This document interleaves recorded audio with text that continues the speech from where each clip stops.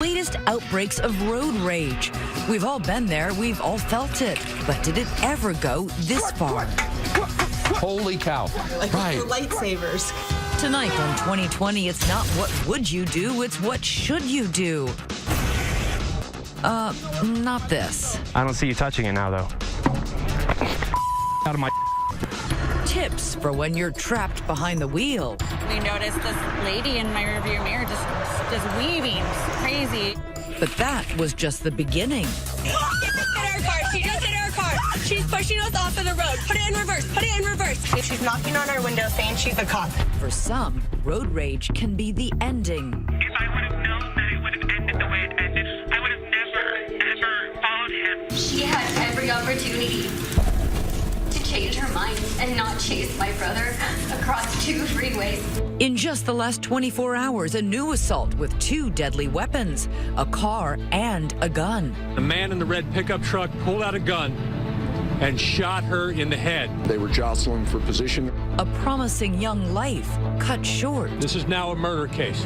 Tonight, Freeway Fury. Hello, I'm Elizabeth Vargas. David is away tonight. Take a look at that. All the traffic and taillights. Typical sight in rush hour in any major American city. But this holiday weekend, it's bound to be worse. Experts say more than 44 million people are expected to be on the roads this Independence Day weekend, more than any other time. And with all that traffic, there are bound to be flaring tempers. So how does road rage start, and what should you do if you find yourself caught up in it? Here's Eva Pilgrim. We all have it in us, even if we don't know exactly where it is.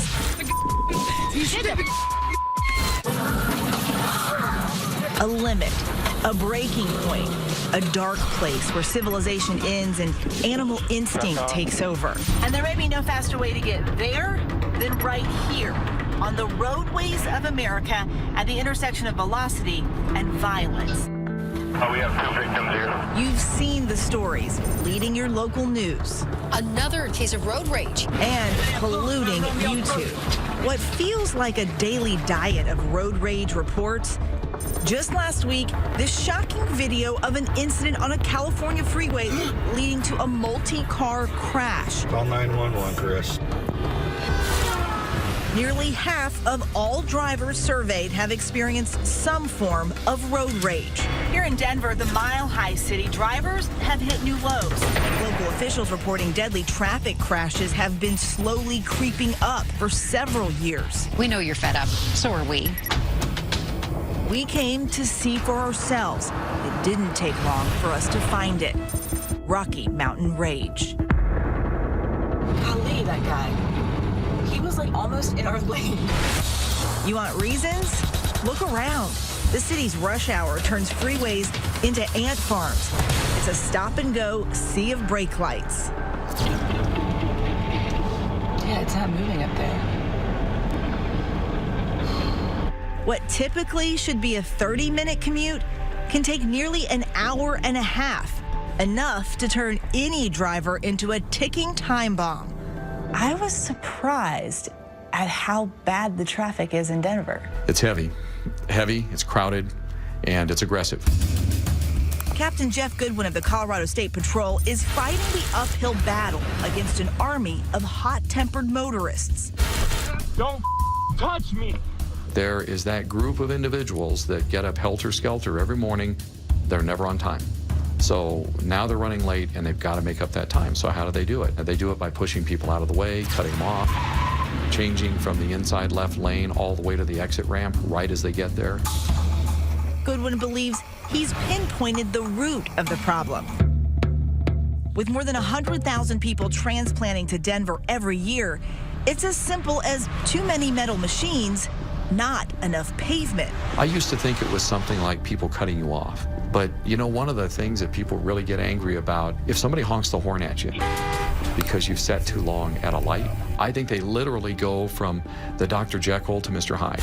Around the country, it's not just gangbangers and street thugs mixing it up. It could be any of us. Take a look at these guys in business attire doing the WWE SmackDown. We showed the good Captain Goodwin some examples of bad behavior, and he provided us some potentially life-saving road rules to help you.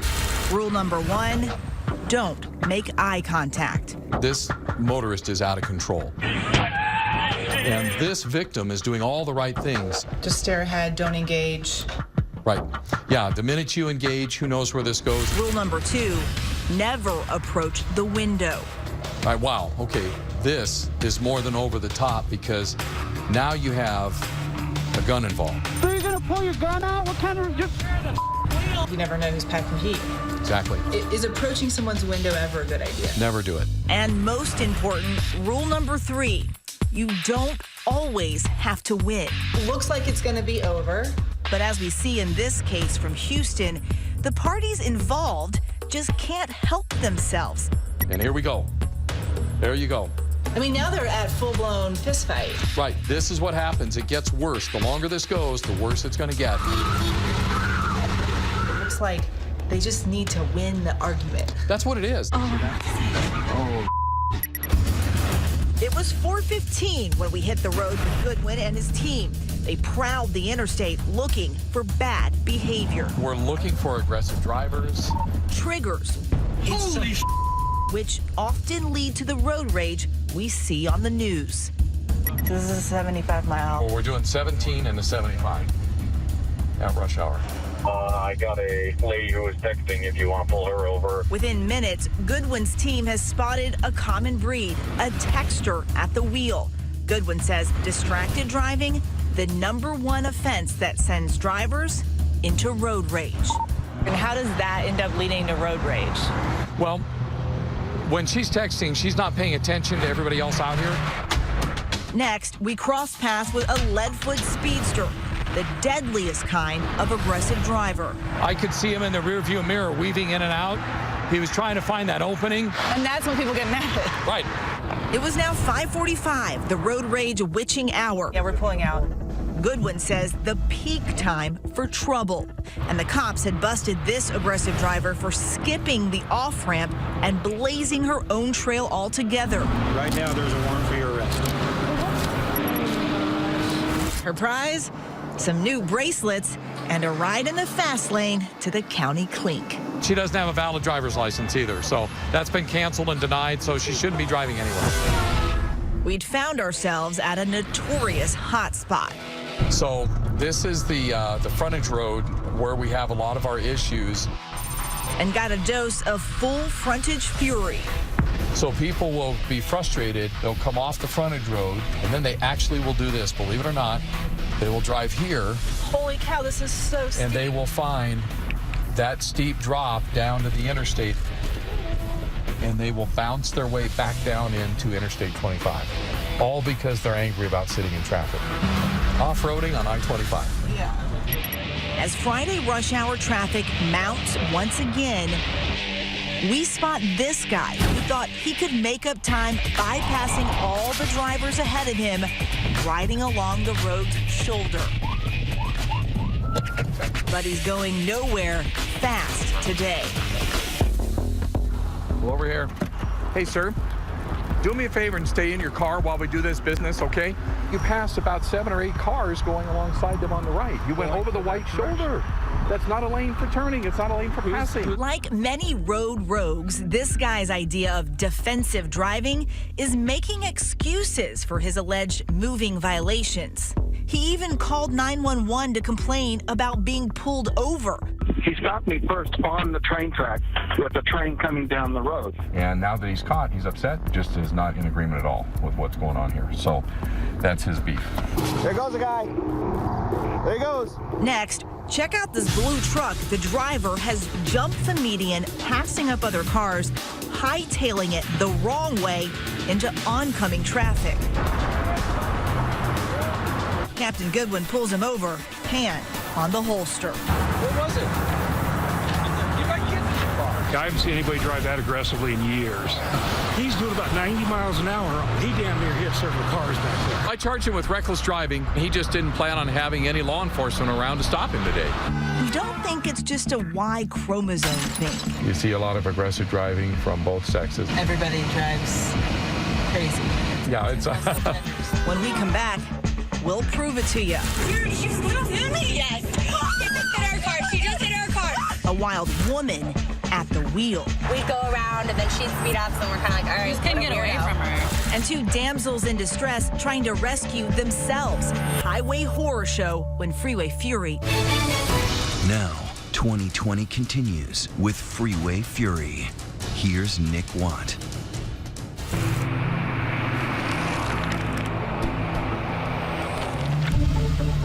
Two young women out on the open California highway. So you've been friends how long? About a year. We had boyfriends that were friends, and then Okay. we kicked them to the curb, and then we stayed friends. Okay. We knew what was good for us. Carefree, on their way for a fun weekend in Reno. Cell service is fading, the road is getting quiet, and lurking far behind in their rear view, a truck driving fast, aggressive, right towards them. Sounds like the open to a slasher flick, but this tale is as dark and real as a hot coat of tar across I-80. You're about to see it play out in real time. Meet Vanessa and Delaney. Vanessa, a student and waitress. Delaney, a former Miss California contestant, now also a waitress. The duo just looking to let off some service industry steam. Looking forward to us drinking and not serving drinks. We weren't in a bad mood. We were by no means in a hurry. That wasn't us that day. I jumped in Vanessa's car and we headed north to unspool the rest of our tale. We saw her in the rearview mirror cutting between cars. I would say that was trouble, but I didn't think we personally were in trouble. Then Delaney broke a cardinal rule of road rage prevention, flipping the bird. At what point did you flip her the bird? After it had been going on for, I'd say, a good 10 minutes. In life in general, are you like a flipping off type of person? No, I'm normally really calm. Did you want to strangle me? I'm guilty of that too, of flipping off drivers, but you would never expect it to escalate the way that it did, you know? Actually, experts say that's exactly what you can expect. You never know who you're flipping off and where their head is at. When you add a little finger into that, maybe the one finger salute, that creates crazy in a heartbeat. Whether it was Delaney's salty salute or not, the truck inexplicably began to try and push Vanessa off the road. That's when Delaney starts filming her homemade horror flick. Like, I almost want to stop and pull over at an exit. No, because then she'll get out of the car. Dude, I don't know what to do. She's in the slow lane next to me and just starts pushing me, like coming into my lane and pushing me into the shoulder of the fast lane to the point where I have nowhere else to go and I have to come to a complete stop in the middle of the highway. Delaney calls 911, but reception is bad.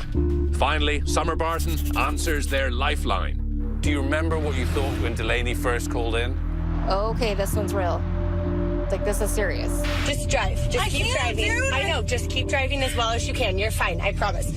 Hi, we have a really bad emergency on Highway 9 or Highway 80. We have a vehicle that has been following us, telling us that she's a cop and keeps trying to tell us to pull over, and she's swerving us off the road. She keeps trying to hit us off the road. I'm freaking out. Dude, she's gonna hit me. Yes. She just hit our car. She just hit our car. She's pushing us off of the road. Yeah, she's pushing us off the road. She's coming for us. Put it in reverse. Put it in reverse, Vanessa. Put it in reverse. Suddenly, this woman jumps out of the truck and runs to Delaney's window. She's in a Explorer. It's a Ford Explorer. It's a sport track. It's silver. She's saying that she's a cop. She's knocking on our window saying she's a cop. Go ahead and go. Go. Summer listens in, reminding Delaney of that crucial rule: avoid eye contact. It's scary when you hear what's going on. The hardest thing was looking straight forward, talking to the 911 operator, saying she's pounding on my window and I don't know what to do. And we both said later, like, what if she had a gun?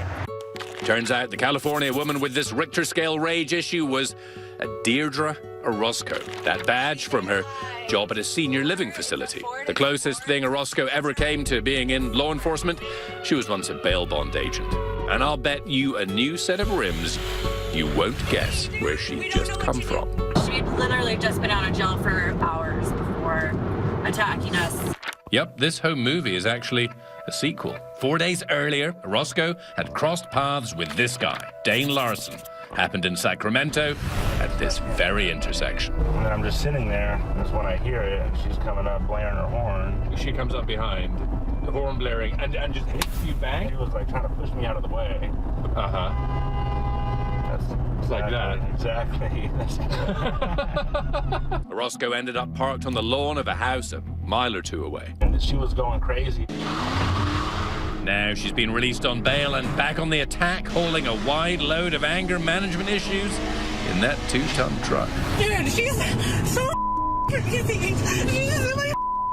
She hit us. Okay. Your main goal is to figure out where they are. It says next right fuel. Summer knows that just down the road from that gas station is this CHP outpost.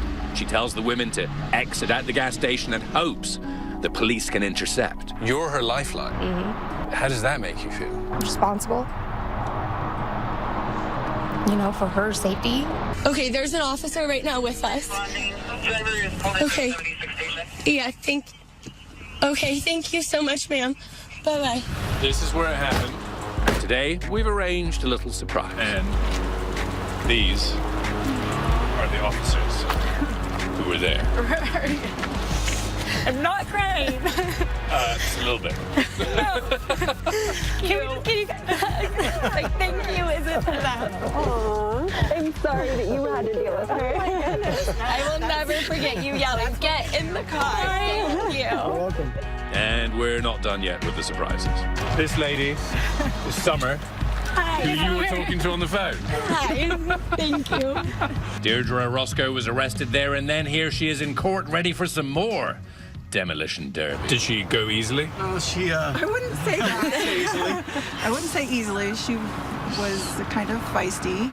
Orozco ultimately pleaded no contest to charges of assault with a deadly weapon, her truck, and making threats to commit a crime resulting in death in both cases. Whatever's the most expeditious way, that's what I want to do. Sentenced to 925 days in county jail and 5 years probation. Orozco declined our offer of an interview. Did you make it to Reno? Yeah. We did make it to Reno. Shook it up. It wasn't quite the girls' weekend you had in mind. Didn't start out on the right foot so well.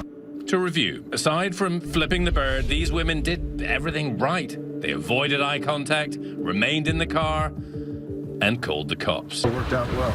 But there are those who'd rather play policemen themselves. When we come back, wild ride with Colorado's own fur-capped road avenger. Out of my Law enforcement says he's a vigilante. I'm just floored at the fact that you keep doing this. 2020 continues with Freeway Fury. When it comes to road warriors, it seems cars and motorcycles are natural-born enemies. When push comes to shove, literally, some people take the law into their own hands. In fact, one of the most infamous showdowns took place just a few blocks from here. Here's Eva Pilgrim. Most motorcycle versus car clashes start when, in the biker's mind at least, the bigger vehicle doesn't demonstrate due respect. You see right there, he actually taps a biker who appears to have brake checked him a little bit. This notorious 2013 scene on New York's Henry Hudson Parkway was no exception. You can see it. He's stopped. The car's over here. All of these bikes around it. He's trying to get through, and he pushes. You see him. The driver of this SUV fleeing, he says, out of fear, running over a biker, leading to this chaotic chase. I mean, that's the worst case scenario. You act out, you're in fear of your life, you're gonna get the heck out of there, but then they're gonna get you. And so this gang mentality develops amongst all these bikers, and you clearly see they're gonna get you. He's got his wife and his baby inside. Unbelievable. And earlier this year in San Francisco, highway history repeats itself as these bikers attack this Toyota Camry. A driver was beaten and seriously injured after an altercation on a freeway between a car and some dirt bikers. So look at this now. You take a guy down. It's all on camera. Closer to home in Goodwin's backyard of Colorado, this frightening case of Mustang versus motorcycle. They were both egging each other on, and look at this. You have this drastic move to make a point, so there's your last word, and it could have killed the guy. Yeah, it's all about respect, I think, and courtesy. We see this all the time where someone's willing to use a vehicle as a deadly weapon to take somebody else out. Now, as if Captain Goodwin doesn't have enough on his hands, He's got to deal with one motorcyclist turned vigilante. You're about to meet Denver's own Dark Knight. His name is Devin Jones. You just cut me off, stupid. His alter ego, the Road Avenger. It's kind of a crazy outfit. Yeah, I look ridiculous. Do you think you're a superhero? No, not really. Jones may not cop to it, but these YouTube videos tell another story. The story of a man, his motorcycle, and helmet cam. A vlogger obsessed with publicly shaming anyone he perceives as a roadside wrongdoer. These videos and his 125,000 YouTube subscribers are how he pieces together a paycheck. Here's a man Devin says was guilty of a trifecta of transgressions: grazing behind the wheel, surfing while driving, and running a stop sign. I know you feel really cool, but you should put the salad and your phone down. Most people only go with one. I mean, what's the logic here? There's no logic. I call him an agitator because he doesn't need to do this. A little self-righteous, you think? I think so, absolutely. Phone down. But as far as Devin's concerned, the cops can be road hazards too. Here, he even dares to pull over an officer who he claims was driving while on his phone. That's road rage. No, I was honking because you're on your phone and I needed you to get off so that we could travel smoother. You stopped me specifically for doing my job. I didn't want to talk to you. I just wanted you off your phone. Where does this come from, this motivation to confront perceived roadside dangers? From years of experience on even deadlier highways. I joined the Army in 2006 when I was 17 as a combat engineer. Deployed to Iraq and to Afghanistan doing IED route clearance. That's a pretty dangerous job. Yes, it's pretty much the most dangerous job. And now, 11 years later, Do you feel like you're still doing that? I didn't until you pointed that out. recently, Jones has taken to handing out business cards so people can view themselves later on YouTube. In this instance, he confronts a man who he says wouldn't let him change lanes. Here you go. You'll see yourself on here later. Okay. The card is not well received. He feels like it's his duty to let them know they did something wrong in traffic. You're on camera, stupid! You're on camera, stupid! It's like he is the vigilante. He's going to show what a cool guy he is by using his camera to almost entice people into an argument. This woman is even more furious after this dispute about access to this road. She takes a swipe at Devin's camera. There are probably people, when they see the story at home, they're like, he is crazy. Why would he keep going up to these people knowing that the response could be bad? I probably would feel ashamed of myself if I didn't. I can't avoid somebody becoming rageful or enraged. But Devin isn't always the hero on his hero cam. When you walk past this spot, though, do you always look over and go, that's where it happened? Yeah, every time I walk past this, I do look at the spot and then think about it. It is the incident that first brought him viral infamy with more than 7 million views. What were you doing? What was going on? I was on a street next to a park kind of like this one, and then out of nowhere a car decided to blast around me, and what seems like a really dangerous way to pass somebody in a residential area. So Jones goes on the pursuit, the ultimate no-no, according to Captain Goodwin. Don't be the cops. So my first question is, Eva, why? Why was that important? It's not. How you doing? How you doing? I'm pretty good. What's up with you? Yeah, you seem to be in quite the hurry. Why are you driving like that? That may sound like an innocent question, but no one is innocent here. And now you have somebody who's agitated. There you go. He's a man. He's a big girl. If there's an inner voice calling for restraint, Devin ignores it. Do not touch my stuff one more time, because I'm going to defend my property. What? Like a... I don't see you touching it now, though. What's up? Out of my face. I get a feeling that the motorcycle rider felt like this was completely justified And I'm telling you right now, it's not, people. This isn't justification. This is our job. How do you feel about that video? I think it ended terribly. It's a source of shame for myself. Yeah, you seem to be in quite the hurry. Why not just blow him off and don't confront him? There you go. There was obviously some sort of primitive something going on in my mind. Come on. I thought you were a big tough guy. You drive like a big tough girl. You don't even watch it, do you? I'm stupid. You drive. It's just like two morons grunting at each other. I'm in my parking space. But after all that macho chest beating, both men refuse to press charges. What have you learned? Have you learned anything? I've learned that I'm not as in control of myself as I once thought I was. I need to think about what I'm doing a few more times before I do it. Would you do it again, like that? I don't know. A disturbing thought. The righteous ragers are out there tonight.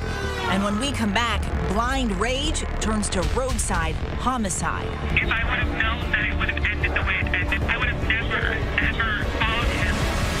Stay with us.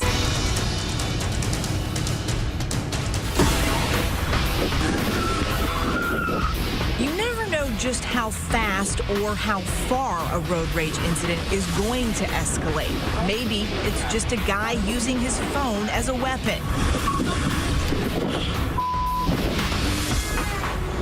Maybe it's two dudes having a roadside duel. He's definitely ready to go to battle. He got himself a pipe. But look at this thing break out. Holy cow. Or maybe it goes as far as this crazy scene from Los Angeles last week. He's getting dragged on the freeway. At least everyone in those cases lived. But tragically, it doesn't take much for a road rage incident to go from cursing What the f is wrong with you? to the coroner's office. How bad can these road rage confrontations get? Well, it's murder. From 2006 to 2015, there was a 500% increase in fatal road rage crashes. And just this week, 18-year-old Bianca Roberson was shot and killed in what authorities say is yet another road rage incident. She was a good girl, honor roll student, looking forward to going to college. And a man in the red pickup truck pulled out a gun and shot her in the head, killing her. Tonight, that suspected shooter is still at large. While in Southern California, another road rage killer is behind bars, wrestling with her regret. If I would have known that it would have ended the way it ended, I would have never, ever followed him. Earlier this year, Darla Jackson, a 27-year-old mother with no prior arrest, was sentenced to 6 years in prison after pleading guilty to the voluntary manslaughter of Navy officer Zach Bube. I'm going to commit you to the Department of Corrections, Ms. Jackson, for the middle term of 6 years for the reasons I've stated. The encounter between the two escalated when Bube drove up alongside her on his red motorcycle and kicked the side of her car, leaving a dent and a shoe print. She couldn't believe that he had done it, decided to follow him to get the license plate. Once again, the decision to pursue would end badly. Another motorist captured a few seconds of Jackson's high-speed chase on video, and shortly after this clip cut off, disaster struck. What happens is he slows down. The driver doesn't react fast enough to that to gauge how much he's slowing down. So her nose of her car literally rolls up onto the back wheel of the motorcycle. These photos tell the rest of the tale. The two vehicles become one, skidding together for 315 feet before they became dislodged. Bube hit the ground, and Darla Jackson ran him over. She had every opportunity to change her mind and not chase my brother across 2 freeways. I let my pride get the best of me. I shouldn't have, been speeding. I shouldn't have, been negligent. The anguish she now feels apparent in her court appearances and in her interview with us. My daughter doesn't have her mother and not for a very long time. It turned out terribly for everyone involved. So I deeply regret what happened. That angry pursuit landed Darla Jackson in prison. In New Orleans, another heated chase landed former Jets running back Joe McKnight in the morgue. We're going to move on now to that deadly road rage incident in Louisiana, where former NFL player Joe McKnight was killed during an argument. According to police, McKnight cut off this man, local IT technician Ronald Gasser. The two then got into a rolling argument, which lasted for miles. Still involved in verbal altercations, cutting in front of one another, zipping around vehicles, on and on and on. That's McKnight's silver Audi following Gasser's blue Infiniti. Minutes later, the cars come to a stop, but the argument continued at full speed. At some point, Mr. McKnight exits his car and goes to Mr. Gasser's car. There continues to be a verbal altercation. During that verbal altercation, Mr. Gasser pulls his weapon from between his seat and the console and fires 3 shots at Joe McKnight, killing him. Did you ever think in a million years he would be the victim of road rage? No. We got to stop being in so much of a rush to get somewhere. Remarkably, police say it was shooter Ron Gasser's second road rage incident at almost that exact same location. Then this week, at the stoplight, he admits to shooting a man. Justice! Gasser has been charged with second-degree murder. But in Louisiana, a stand-your-ground state, he may yet walk free. Looking at justifiable homicide, if you are in your vehicle and someone attempts to enter it, I'm going to presume that for a second, he's justified in shooting him. Gasser has pled not guilty. The trial is scheduled to begin this August, but McKnight's mother has already rendered judgment on the road rage epidemic that claimed her son's life. Are we that angry? Is our nation that angry about things?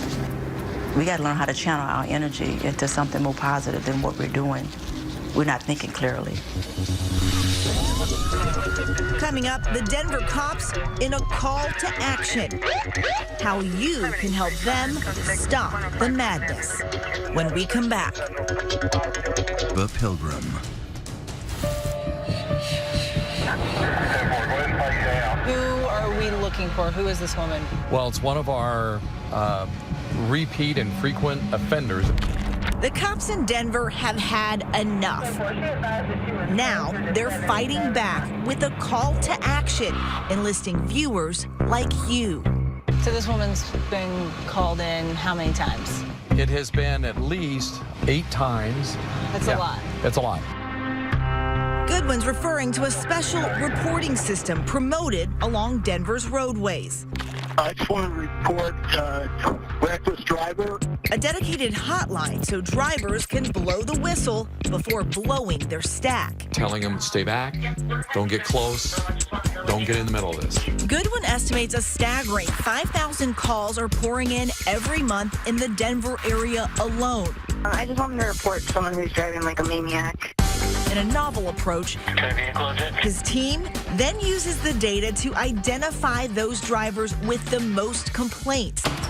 Then they track them down. Half of these things these people did to me. Our Denver affiliate KMGH was there when we get multiple calls on a vehicle. When the state patrol approached this man, he'd received 7 complaints in 8 months. Mr. Douglas. Certain incidences or instance, I would say a, quote, bad driver would be a totality. His name is Houdini Douglas, and as is often the case, he tries to wiggle his way out of those numerous complaints. Here, as I can tell, none of them have any legal ramifications. Almost every time, guaranteed, it's not their fault, and they start telling us about the complaints they have on the drivers that called them in. We're with Captain Goodwin as he heads out on the hunt, Robert 512, looking for this woman, Kim Schwartefeger. She's doing all the things that make the other drivers around her upset. We show both units clear with the summons. As we pull into Schwartefeger's apartment complex. So we're looking for a blue car. 1041 on CAD. We immediately spot her car. The numerous dents consistent with its owner's MO. So that's our vehicle. So now we'll take a cruise down here and we'll kind of wait. But our mini stakeout is brief. Before we know it, Schwarzenegger is behind the wheel and on the move. Oh, she's going. There's our car. Boom. We follow, but this time it's the captain who's handcuffed. He can't pull her over without cause. I don't want to harass her. And on this day, Schwarzenegger appears to be minding her P's and Q's. She's doing like 31, 32 miles an hour. She's clearly aware of us. She's nervous. Suddenly, she hooks a U-turn. All right, so we're going to cut her loose. 3 weeks later, we're back, and this guy has ammunition to help their cause. Her driver's license is not valid, so she should not be operating a vehicle at all. That's the advantage of the picture of this morning. Okay. Driving on a suspended license is against the law, something Kim Schwarzenegger appears to ignore. It takes a lot to get your driver's license taken away, though, doesn't it? Yes, 12 points in a year's time to actually get your driver's license revoked. So it's back to her apartment. Now it's a waiting game. It's like cat and mouse. And when we arrive, the beat-up jalopy we followed the first time has been replaced. Here's the new Butte. It's a totally different color. Right, I'll probably go back out to 85 and see if I can get her. The next day, in the driving snow, we track her new wheels to the restaurant where she works. We have found the car and we're just going to go verify that license plate. In a word, busted. So our car is just to the west of us over that tree, and there's a fence. And it's parked in the very back corner that you can park. The men head inside to confront their quarry. But will Schwarzenegger come out in cuffs? How'd it go? Well, she thinks that people were calling her in because she was texting and driving. So she openly admitted to that. She knows there's issues with her license. She gets a break and a stern warning. Don't drive or she'll be arrested. 28 of 2017 for excessive points. She'll have to figure out a way to get home tonight. If she presses her luck and tries to go home, she might end up having to do jail time over all of this. Still, we want to talk to Schwarzenegger ourselves, and she surprisingly rolls over faster than a speeding SUV on an off-ramp. Were you surprised that they came to find you? Yes. And my worst is the texting. I was texting. Never hurt anybody, so I really apologize. So you had a lot of accidents, or? I've had about 5, yes. Mm-hmm. Now your license has been suspended, so you can't drive. Correct. And so what does that mean for you? That means that Uber, it's time for Uber. I don't want to lose my new car. I don't want to go to jail. I've never been. And I apologize that I scared anybody. It's not my intention whatsoever. She sounded so sincere, but bad habits die hard. Last month, Schwarzenegger was cited while driving on a restricted license, this time charged with following too close to another vehicle. Are these normal people losing their minds? Absolutely. Everybody gets angry. It's just a matter of what flips that switch, and then what do you do with it after it's been flipped? News is next. Freeway fury continues. Once again, Elizabeth Vargas. This month in South Florida, it happened again. 2 men caught on camera in a road rage incident involving a bat. They go at it, struggling in the middle of traffic over the weapon. Hector Herrera, that batter swinging for the fences, now facing charges of aggravated battery with a deadly weapon. The first thing that came to my head was to grab the bat and go and fight. A typical shake-your-head road rage story? Perhaps. But then, a small miracle. Herrera went on television and actually expressed remorse. I would say to him, hey, I'm sorry for the situation. This is no good for nobody. Something to consider the next time you hit the highway. You may think you need to win, but perhaps this is a game you'd rather not play. You may think your enemy is in the next lane. You just cut me off, stupid! But perhaps he's in